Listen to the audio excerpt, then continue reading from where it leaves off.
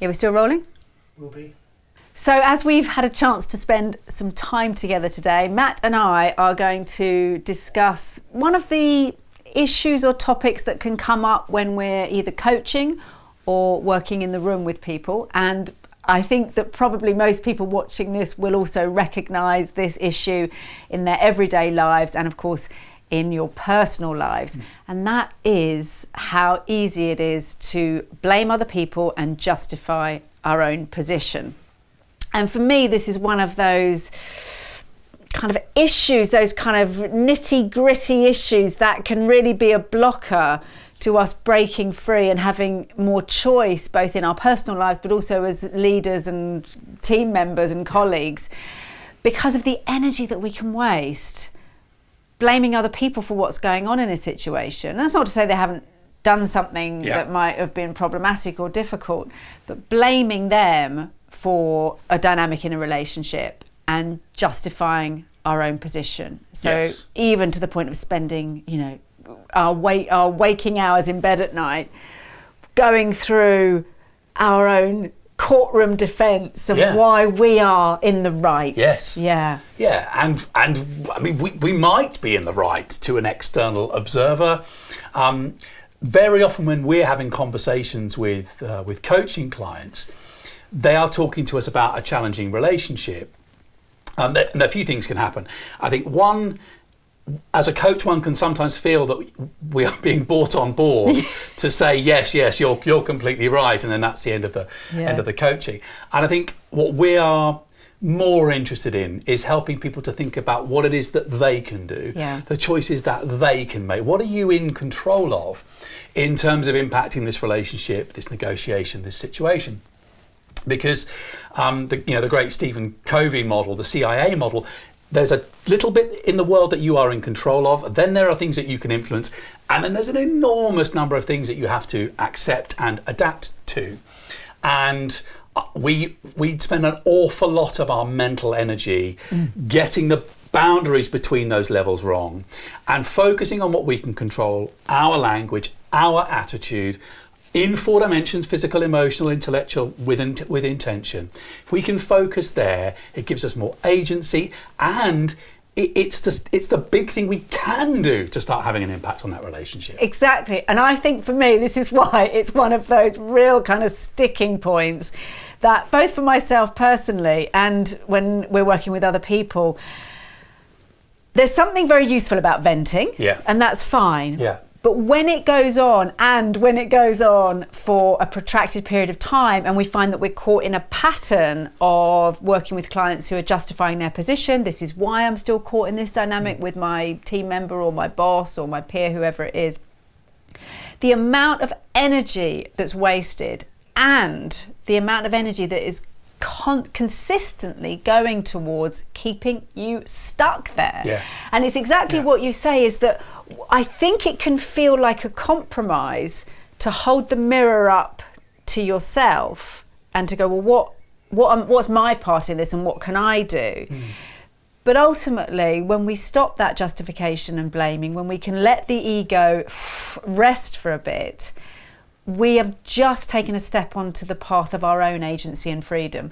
And I think that's what I'm so fascinated by with the sort of blaming and justifying, is the ego really feels like it's doing the right thing to protect us. But actually it's keeping us absolutely stuck. And I think also because we feel that ego state of blame and justification, which might also be, attacking, aggression, passive aggression. I think because that feels so justified and it feels so powerful to be, and sometimes feels good. And sometimes feels good, totally. Sometimes feels good.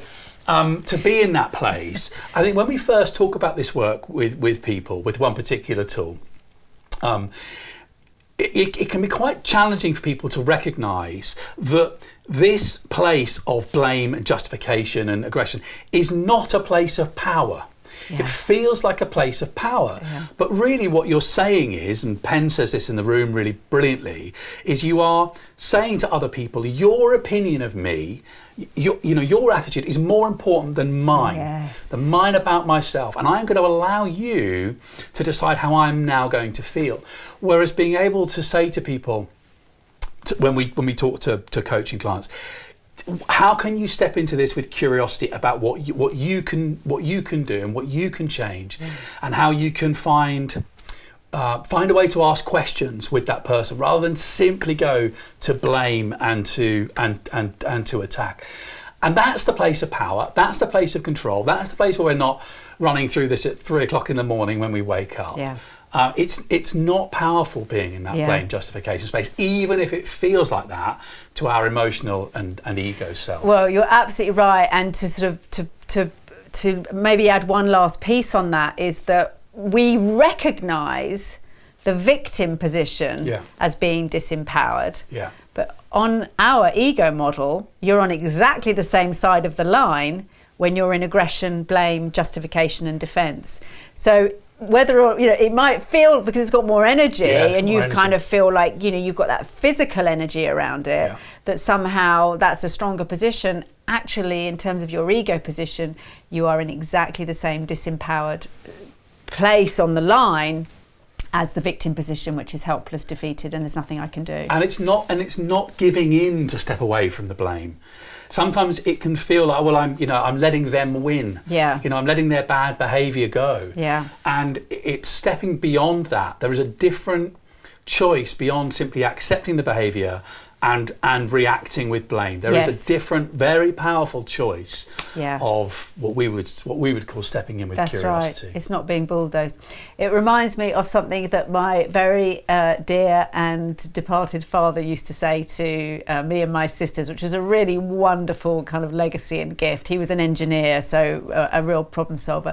And when we went to him with an issue or like a problem, whether that was with sort of colleagues or whether it was with a situation, he would quite simply say, take a breath and solve the next problem. Like, just step out of that reactivity and they shouldn't and I can't, and solve the next problem. And that often comes, as you say, with curiosity. So taking the breath first is also crucial. Take the breath, So there's an insight into one of the issues that we see coming up a lot. So take a moment to think about whether you've got caught in blame, defence, justification, or even aggression or attack towards someone else or a situation. Have your moment, go and have your vent, and then take a breath and step into a much healthier, more choiceful position. Ask a question, get curious, take a moment to see what you can do about your reaction, your behaviour, your decisions, your conversations that really can change the game and get you into a place of freedom, choice, intention, and once again, a 4D human being. 4D human being, developing the communication skills, leadership, and well-being of your people.